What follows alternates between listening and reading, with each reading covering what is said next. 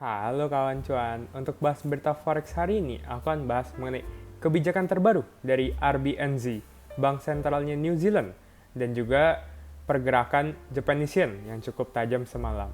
Nah sebelumnya disclaimer on ya, ini hanyalah hasil analisa fundamental aku dan bukan saran trading, sehingga risiko trading tanggung masing-masing ya.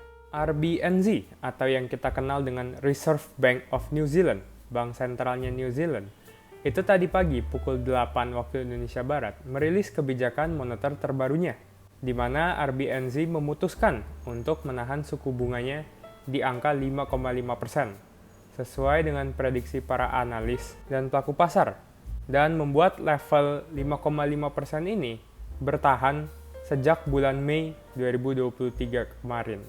RBNZ mengambil keputusan ini karena mereka menilai suku bunga di angka 5,5% itu sedang bekerja melawan inflasi seperti yang diinginkan.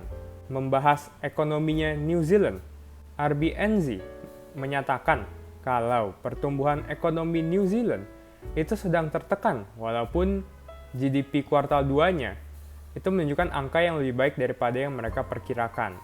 Sementara itu, RBNZ juga menilai ekonomi global sedang berada dalam pertumbuhan di bawah tren, khususnya untuk ekonomi Tiongkok yang dapat melemahkan harga komoditas dan membuat keuntungan ekspor dari New Zealand itu menurun.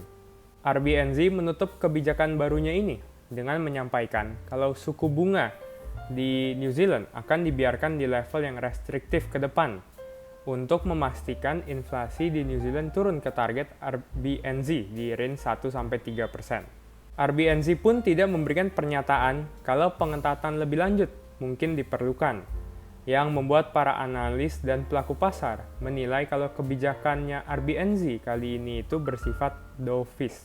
Mata uang NZD ataupun New Zealand Dollar itu melemah sejak perilisan kebijakan dari RBNZ ini tadi pagi, dan berpotensi melanjutkan pelemahannya karena sentimen ini. Beralih ke mata uang dari Jepang, yaitu Yen, yang semalam menunjukkan pergerakan yang cukup tajam di perdagangan. Untuk pasangan USD Japanese Yen, semalam itu sempat bergerak sedikit melewati level 150 sebelum turun cukup tajam ke sekitaran level 147 tidak lama setelahnya.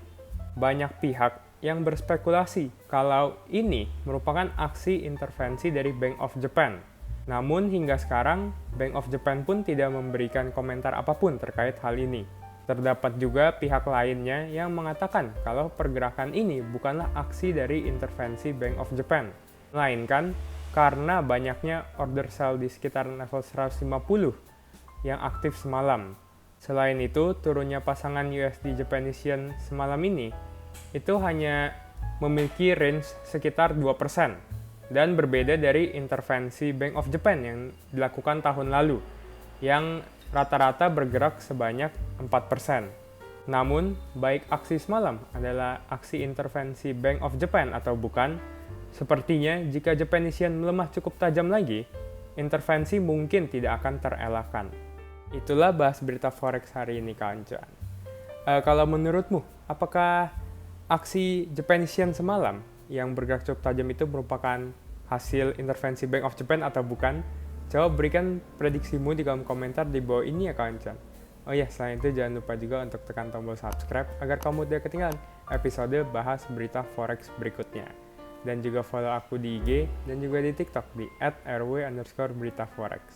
Terima kasih dan sampai jumpa di lain waktu kawan-kawan.